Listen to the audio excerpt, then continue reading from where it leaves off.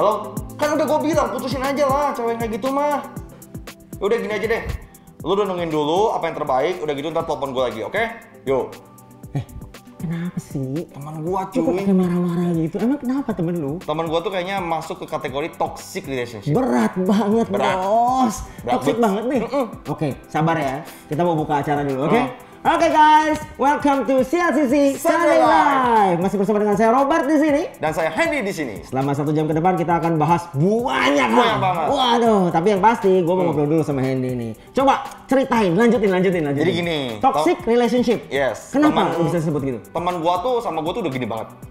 Guys, best friend banget lah. Asik, ya, siap. Nah, tapi tetapi ceweknya ini ya sangat overprotective banget. Cemburuan. Setiap 5 menit harus kasih kabar. Ah buset. Terus? Ya nggak? Udah gitu ngelarang teman gue ini ikut home. Yang bener sih. Jadi sekarang dia udah nggak ikut home nih sekarang nih. Oke. Yang paling terakhir, yang paling parahnya adalah suka merendahkan cowoknya ini, teman gue ini di depan teman-temannya. Oh my god. Kalau menurut gua sendiri sih itu udah masuk kategorinya hubungannya nggak bener sih. Nggak bener, dia toxic banget ya, toxic banget ya. Apalagi kan kita nih CLCC sepanjang tahun ini kita lagi ngebahas tentang yang namanya healthy heart. Yes. Gimana bisa punya healthy heart? That's right. Kalau tiap 5 menit sekali, halo yang di mana lu? Waduh ya ampun, itu mah nggak ya? mungkin ya. Terus kemudian nggak boleh ikut home. Sedangkan kita tahu sendiri kan komunitas yang baik kan bisa membangun juga dong. Betul. Oke, Gimana nih, oke. kok Om Robert gimana? Nah, kalau kata saya sih biasanya. Saya mau tanya dulu, apakah teman kamu ngerasain bahwa dia dalam relationship seperti itu? Kalau tadi di telepon sih ya jelas nggak ngerasain lah. That's it. Orang yang lagi ngalamin toxic relationship tuh biasanya nggak ngerasain sih. Bener. kayak Pengalaman gitu. ya? Ya. Udah, nanti lo korek-korek gua. Tapi anyway, di video berikut ini juga katanya ada mirip-miripnya sama kejadian temen lo. Oke, langsung aja, kita nggak sabar ya udah pengen nonton kan. Jangan kemana-mana, tetap di CLCC Sunday Live. Halo bro, nanti malam lu sibuk nggak? Gue mau ngajakin lu buat ngomongin home nih. Oh, nanti malam. Gue tanya pacar gue dulu ya bro. Bisa bro, tapi gue nggak boleh pulang malam-malam katanya. Jadi gini bro, anggota home kita kan udah terlalu banyak. Nah, gue rasa udah saatnya multiplikasi nih. Iya, gue setuju banget tuh. Tapi kira-kira siapa yang bakal jadi leadernya? Nah, gue mau minta tolong buat lu jadi leadernya bro. Sebentar bro, gue tanya pacar gue dulu ya. Bro, kata pacar gue lebih cocok si Jimmy atau Andi yang jadi leader bro. Jadi gimana bro? Dari hasil diskusi kita, lu lebih pilih si Andi atau si Jimmy? Waduh, kata pacar gue udah harus pulang nih bro. Gue percayain aja deh, lu yang pilih ya. Thank you banget bro, lu udah mau percaya sama gue. Besok pagi gue kabarin ya. Halo bro, setelah gue pertimbangkan, gue kayaknya lebih pilih si Jimmy deh buat jadi leader. Karena si Andi kan lagi fokus buat turnamen PUBG tuh. Oh gitu bro. Tapi semalam kata pacar gue yang lebih cocok buat jadi home leader bro. Bukannya semalam kita udah bahas bro. Dan pacar lu yang bilang bahwa yang cocok jadi home leader itu si Andi atau si Jimmy. Iya sih. Sebentar. Gue tanya pacar gue lagi ya. Gak bisa bro, kata pacar gua, tetap gua yang lebih pantas buat jadi home leader. Kok jadi gitu? Hai, selamat datang di CLCC Sunday Live. Nama saya Ray. Dan saya Irin. Kami berharap saudara sekalian dalam keadaan baik-baik saja. Yes, dan bulan ini, di bulan Februari, CLCC mempunyai tema relationship. Apa sih yang penting dalam sebuah relationship? Nah, di dalam sebuah relationship diperlukan sebuah trust. Untuk dimana kita dapat mempunyai sebuah trust, diperlukan sebuah komunikasi yang baik. Begitu juga hubungan kita dengan Tuhan. Supaya kita dapat lebih percaya dengan Tuhan, maka kita harus mempunyai relationship dengan Tuhan melalui komunikasi. Benar banget. Selain hubungan pribadi sama Tuhan, kita juga perlu peran komunitas untuk membantu dan menguatkan kita. Buat saudara sekalian yang belum bergabung dalam home, bisa melihat di CLCC Apps untuk melihat mana home yang tepat untuk saudara. Saya berharap saudara sekalian dapat menemukan home yang terbaik. Kami juga mau mengajak saudara semua untuk memberi sebagai ucapan syukur kita kepada Tuhan. Sebelum kita mulai ibadah, kami mau mengajak saudara untuk berdoa. Mari kita berdoa. Tuhan Yesus, terima kasih untuk semua anugerah dan kasih karunia-Mu dalam kehidupan kami, di mana kami dapat hari ini memberi apa yang menjadi bagian-Mu Tuhan di dalam kehidupan kami, Tuhan. Di dalam persembahan ini, pemberian kami dapat memperluas kerajaan Allah dan memuliakan Tuhan. Sebentar lagi kami memulai ibadah kami, biarlah pujian penyembahan dan juga firman yang dibawakan dapat bermanfaat bagi kehidupan kami. Terima kasih ya Tuhan, dalam nama Yesus, amin. Anda dapat memberikan persembahan saudara melalui nomor rekening berikut ini.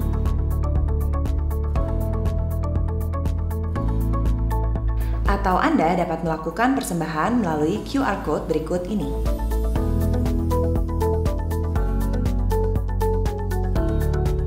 Mari menikmati pujian penyembahan yang dibawakan oleh tim CLCC Worship. Dan kami berharap saudara semua dapat menikmati khotbah yang akan dibawakan oleh Pastor Surya Prabah. Tetap jaga kesehatan dan Tuhan memberkati.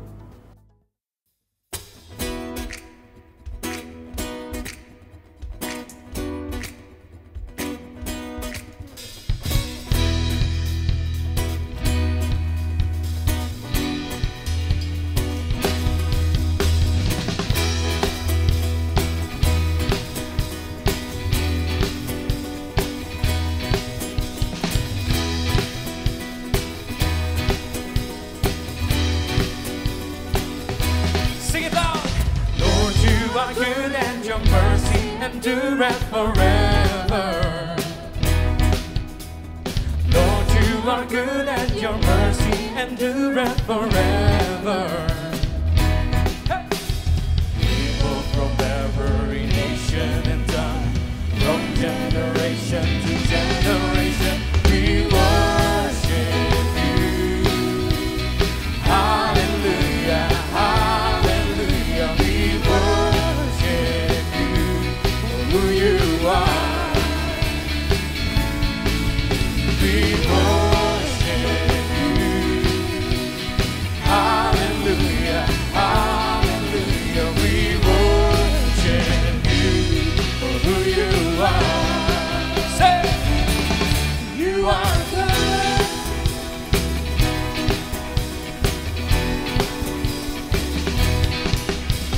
Lord, you are good and your mercy endureth forever.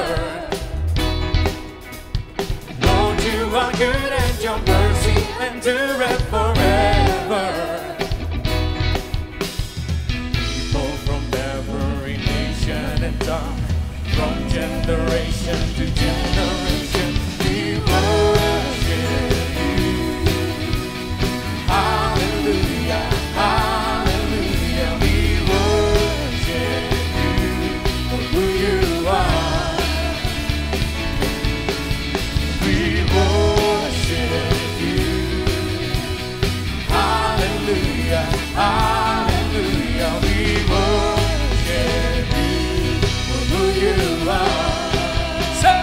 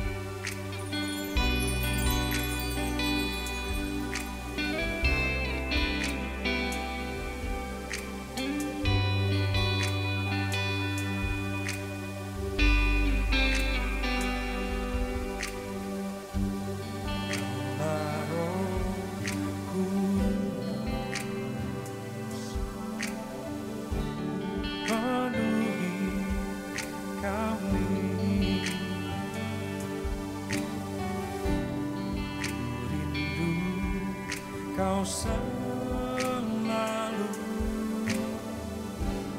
dalam hidupku.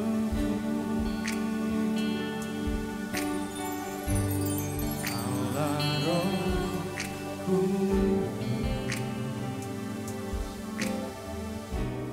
ubah hatiku,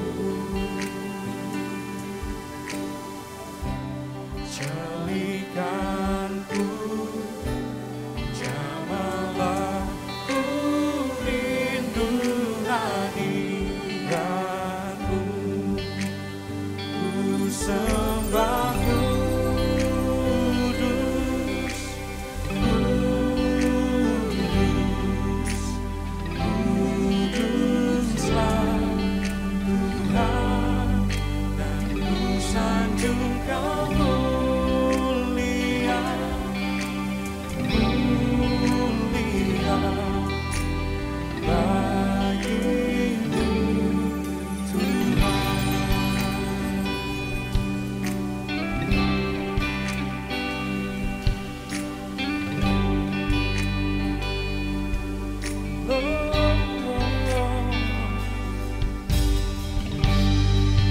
Allah Rohku, penuhi kami, rindu Kau selalu dalam hidupku. Allah Rohku,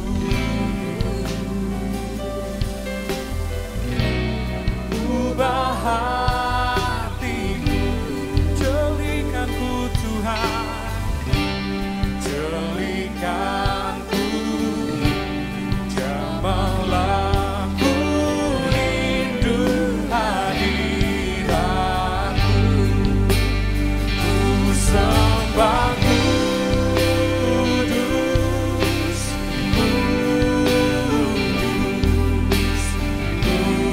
kuduslah Tuhan, dan ku sanjung Kau mulia, mulia bagimu Tuhan, ku sembah kudus,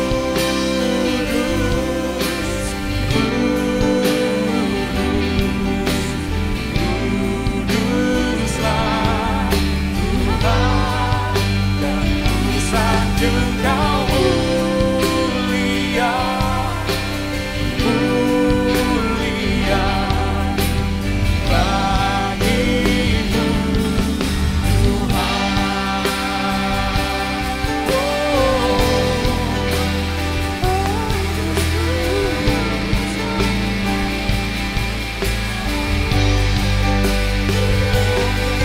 Kuduslah Tuhan,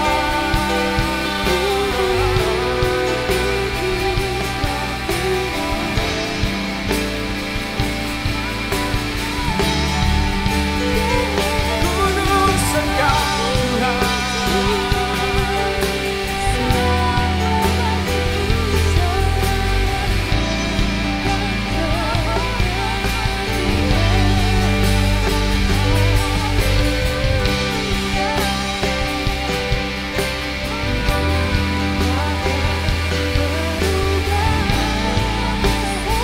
Let's sing it loud, church. Ku sembah kudus,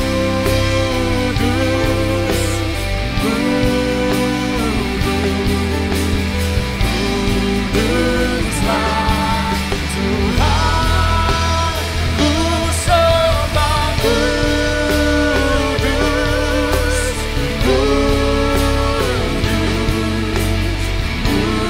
kuduslah Tuhan, dan ku sanjung Kau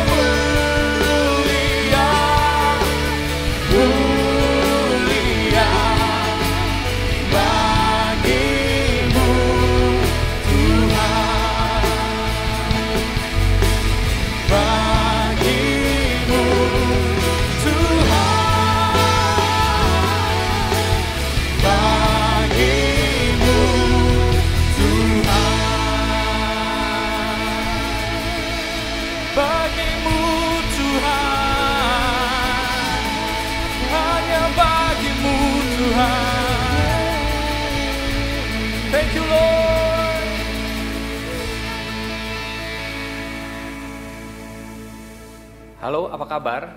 Saya berharap saudara dalam keadaan baik.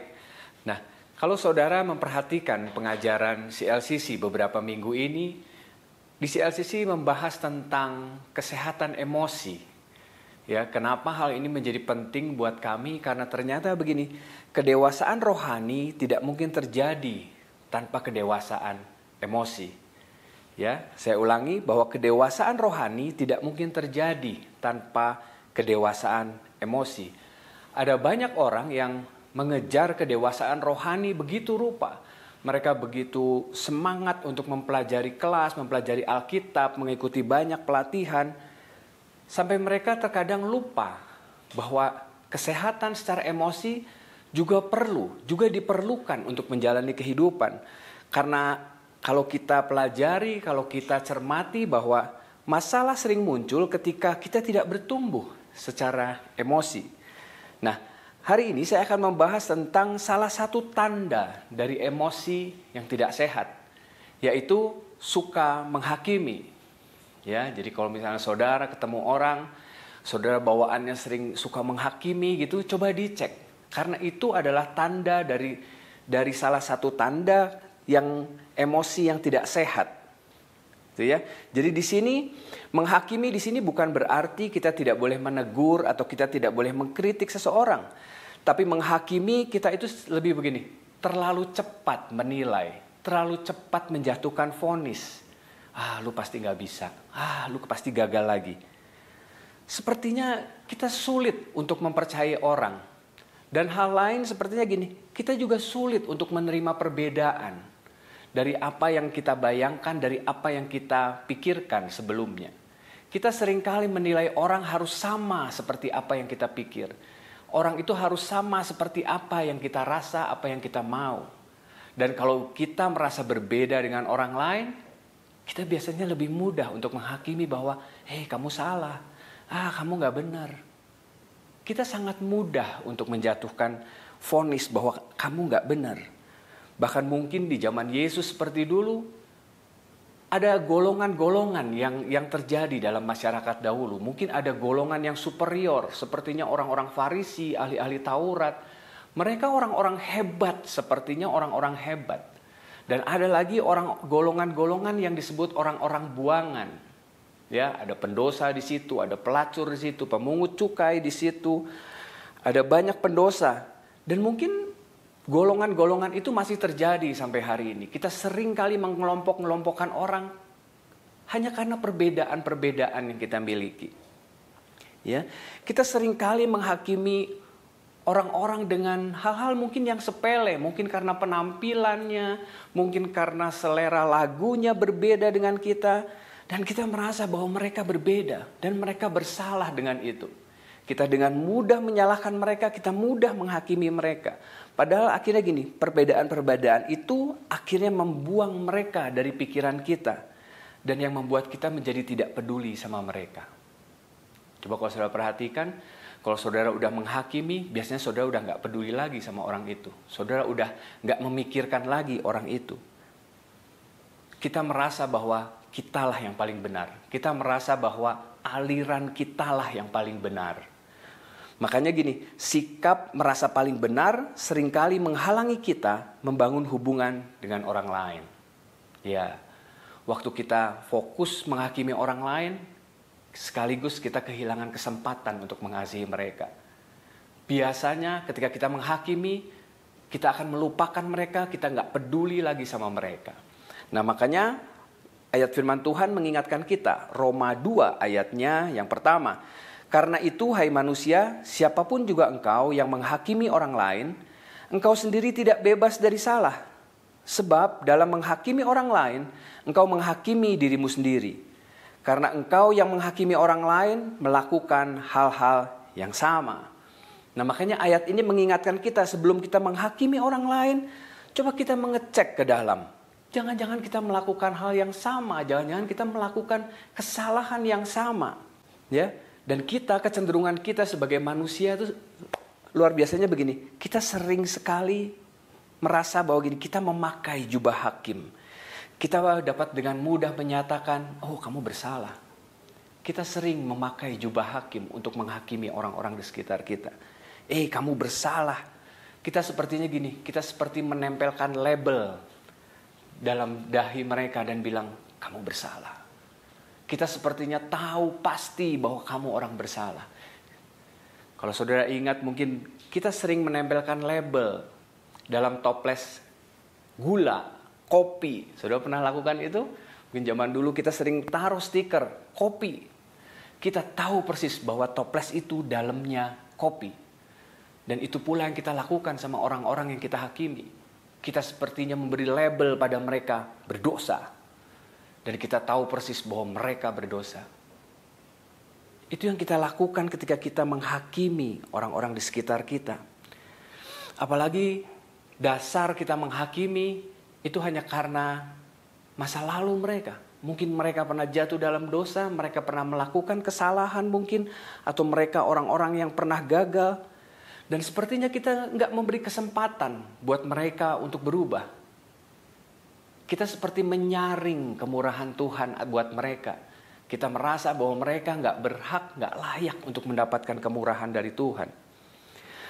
Kita menggunakan, dan lebih bahayanya gini, kita menggunakan kebenaran Allah untuk menghakimi dan merendahkan orang lain. Itu yang sering kita dengar, itu yang sering kita saksikan. Saya harus akui bahwa kita seringkali menggunakan kebenaran Allah untuk menghakimi dan merendahkan orang lain. Kalau kita ingat cerita tentang anak sulung, anak bungsu, anak sulung, mungkin saudara ingat, anak sulung gak mau datang ke pesta yang diadakan oleh bapaknya. Dia terlalu sibuk menghitung dosa adiknya. Dia terlalu sibuk menghitung kesalahan-kesalahan adiknya, dan itu membuat dia gak mau masuk dalam pesta yang diadakan oleh bapaknya. Itulah yang terjadi waktu kita menghakimi. Bahwa sikap menghakimi sedang menjauhkan kita dari sukacita yang seharusnya bisa kita nikmati.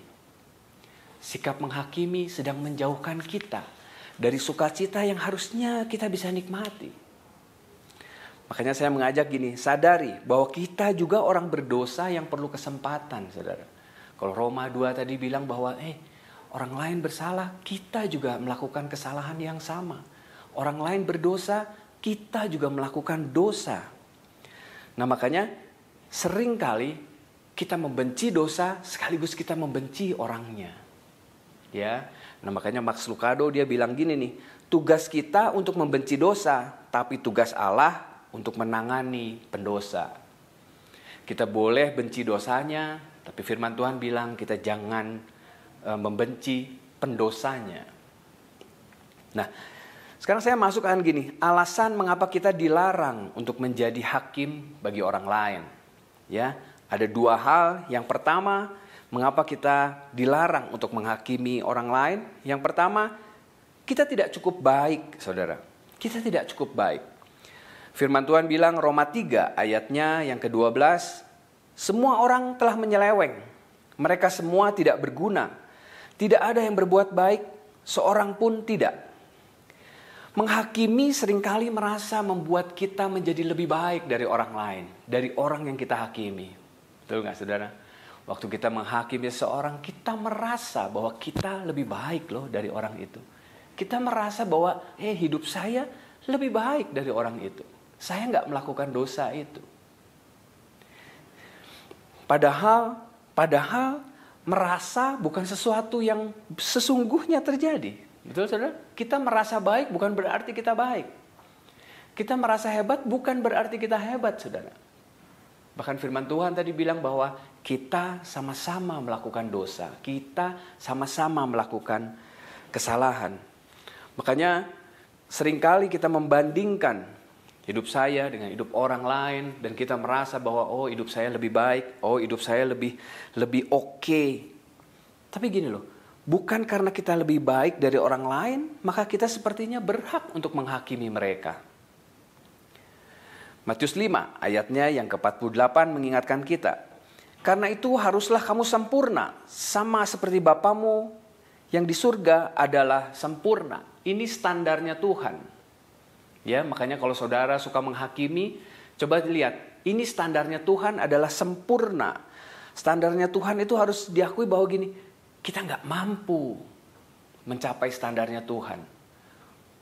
Makanya kita nggak bisa menghakimi. Kita tidak cukup baik untuk menghakimi orang lain. Karena apa? Karena kita nggak mencapai standarnya Tuhan. Standarnya Tuhan adalah sempurna. Standarnya Tuhan sempurna dan harus diakuinya juga bahwa kita diterima, kita diampuni sama Tuhan. Itu hanya karena kasih karunia, hanya karena anugerah. Bukan karena kita hebat dan karena kita melakukan sesuatu yang luar biasa buat Tuhan. Hanya poin ini mengajak kita, ayo berhenti menghakimi orang lain. Alasannya apa? Kita tidak cukup baik untuk dapat menghakimi orang lain. Kita tidak mencapai standarnya Allah untuk kita bisa menghakimi orang lain. Amin, saudara? Nah, poin yang kedua, kenapa kita dilarang untuk menghakimi orang lain? Kita tidak tahu cukup banyak. Kita tidak tahu, seringkali gini saudara, seringkali kita tidak tahu perjalanan cerita orang lain secara utuh. Seringkali mungkin kita hanya melihat sepenggal saja dan kita sudah mulai menghakiminya. Kita nggak tahu ceritanya, yang kita lihat belum tentu yang sebenarnya terjadi. Kita seperti menilai sebuah buku yang bab terakhirnya belum selesai ditulis. Kita dengan buru-buru menghakimi, oh buku itu jelek, buku itu nggak enak dibaca. Padahal buku itu belum selesai ditulis.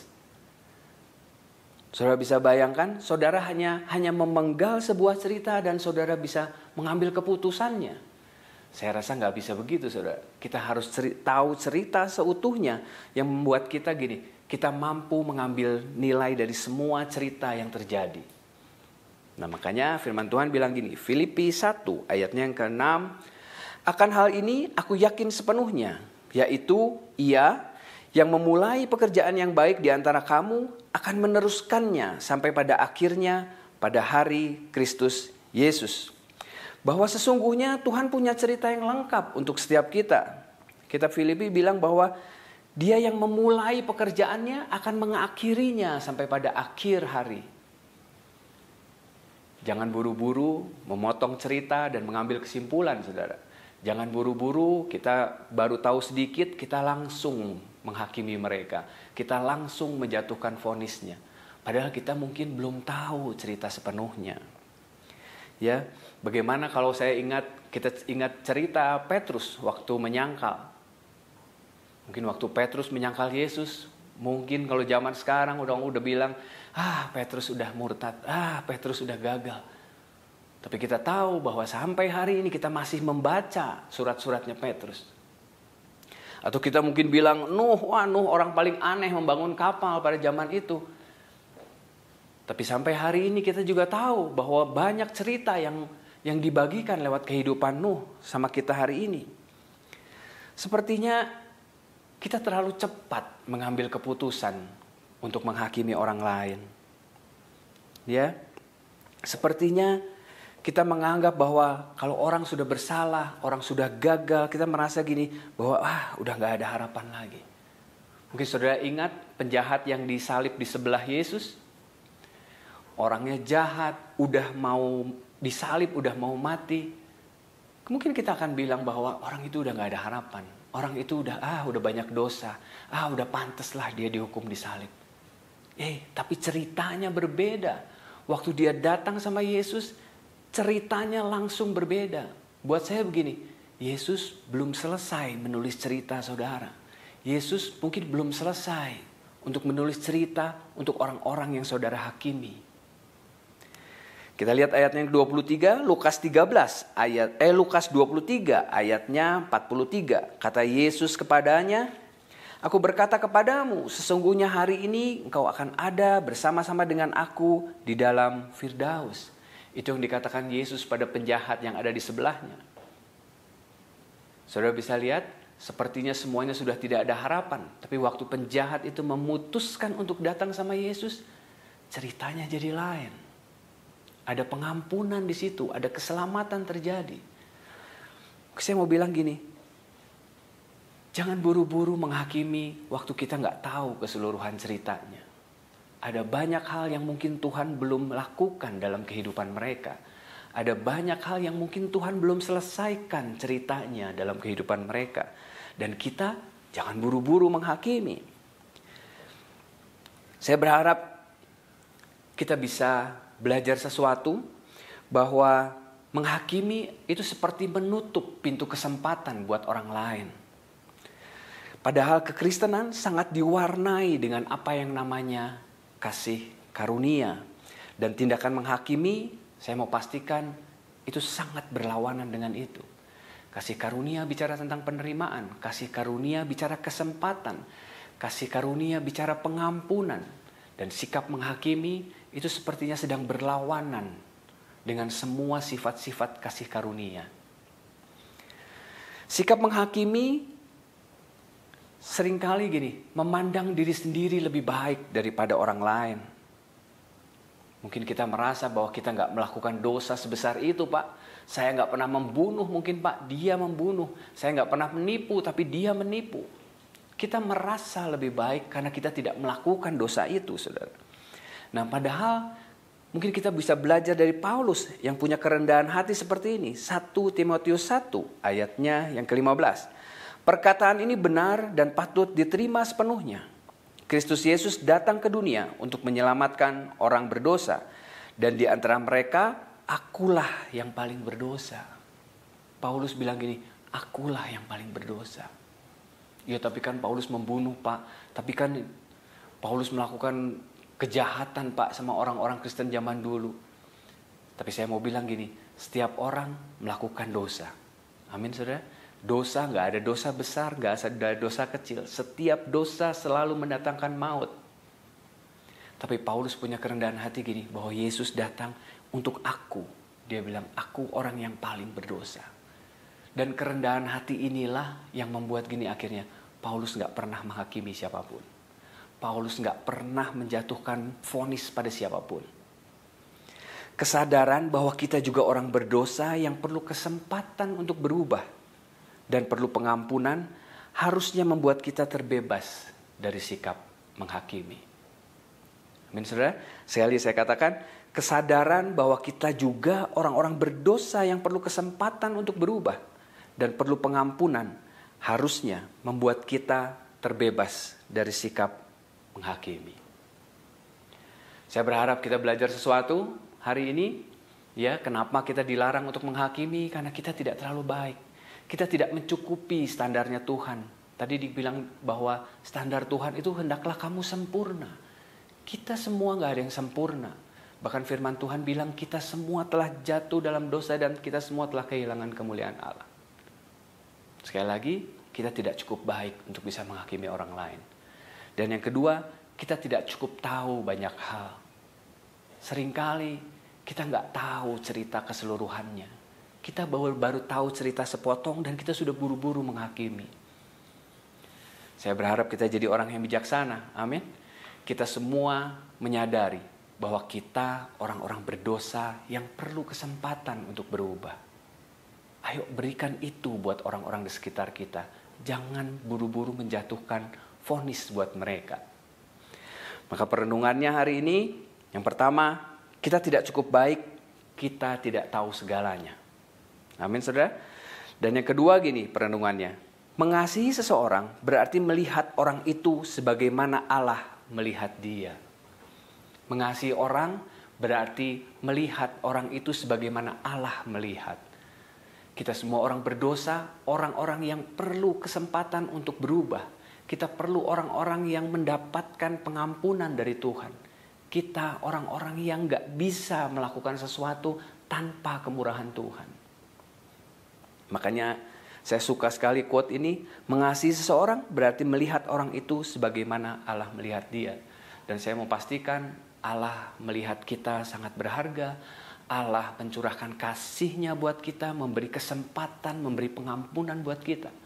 Dan saya berharap sudah saatnya kita melakukan hal yang sama seperti Allah lakukan buat kita.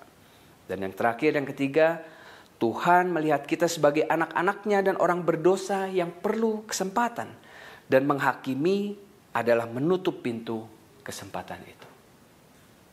Amin, saudara. Kenapa menghakimi itu menjadi sesuatu yang merusak hubungan kita dengan orang lain? Karena menghakimi itu seperti menutup kesempatan buat orang lain berubah. menutup kesempatan untuk kita bisa mengampuni mereka, menutup kesempatan supaya kita bisa menerima perbedaan di antara sesama kita.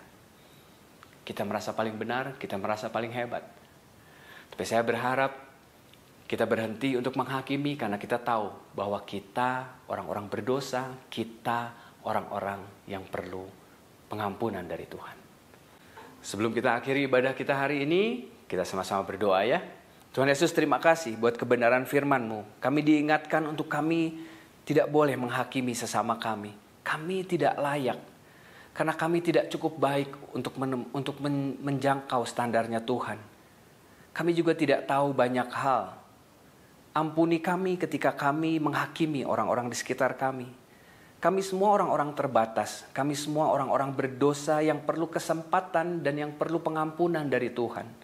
Kami semua tidak bisa menyucikan diri kami sendiri tanpa Tuhan. Kami perlu kasih karunia-Nya Tuhan.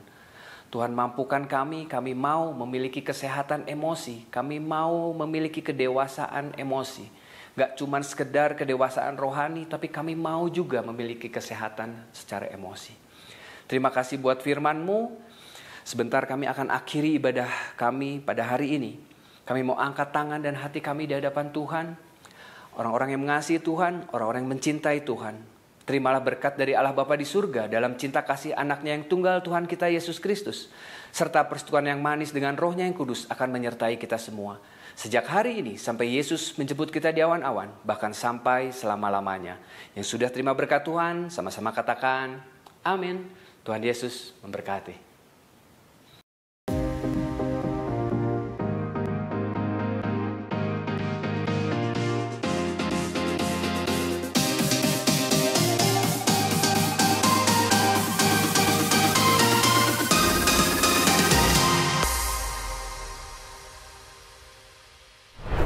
Nah, kan udah lihat kan tadi bumpernya. Jangan lupa teman-teman, kita pengen ngajakin teman-teman untuk download yang namanya CLCC X. Karena apa? Karena di situ ada banyak sekali hal yang berguna buat teman-teman. Contohnya, kalau pengen lihat khotbah-khotbah yang memberkati bisa.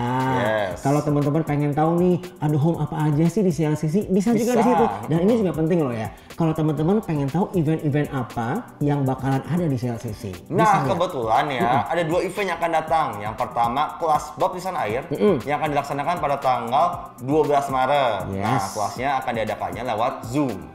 Dan yang kedua ada True Marriage yang akan dilaksanakan pada tanggal 4 Maret. Nah, buat teman-teman yang ingin daftar, langsung aja klik di CLCC app-nya ya. Betul sekali. Jangan lupa juga lengkapi profil kamu. Betul. Nah.